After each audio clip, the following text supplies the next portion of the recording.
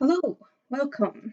Today I have a video on love is everywhere, but can we find it? Everything has an origin in love or in seeking love. And because everything is born of love, that makes everything unconditionally beautiful, even the ugliest of thoughts or the most wretched of humans. I have a story related to this I'd like to share with you today. I have a very close companion. She accompanies me everywhere, to work, to bed, everywhere, including the washroom. Even if she's not making her presence actively known, I can access her at a moment's notice.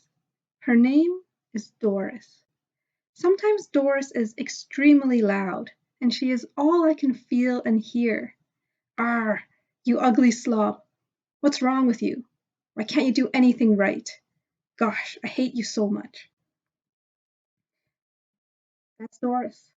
She may not be pleasant, but she is comfortable and familiar, since she has accompanied me since adolescence.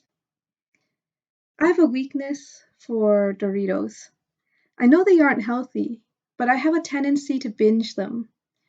As another wave of cravings hit me, I couldn't resist any longer and ran to my secret stash in the closet. You loser! These are so bad for you. Why are you eating more junk? Chirped Doris. Her sharp tones seemed to hasten the pace of stuffing the chips in my mouth, as if I was trying to destroy the evidence as quickly as possible. You have no self-control. What a slob. Man, I really hate you, came her next barrage of insults. As I felt red-hot shame course through my body, I felt a twinkling in the back of my mind, remembering the words of my mentor, Carolyn Lovewell. She said, "Everything has its origin in love." So my desire for chips, as unwelcome as it may be, has an origin in love. The part of me that desires the salty, crunchy goodness just wants me to experience an explosion of flavor. Sensory bliss feels akin to a tender hug. It's a decent alternative in my lonely life. How can I fault my craving for wanting to provide a feeling of emotional warmth for me? In softening towards my chip desire, my heart cracked open a little, allowing some rays of love to emerge and bathe all aspects of my being. All aspects, including Doris. With the light of love, I can now see that under her harsh words was a small wounded child that didn't know how else to protect me from the external world. She was trying to win me success in the only way she knew how.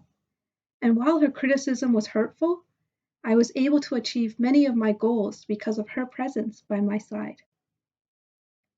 I love you, Doris, I said for the first time to her. And for the first time, she was left speechless. Instead, I experienced a feeling of peace and loosening of tension.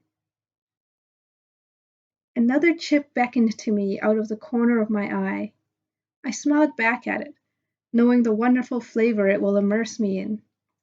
Yet, I feel so fuzzy and full of love and satiated right now.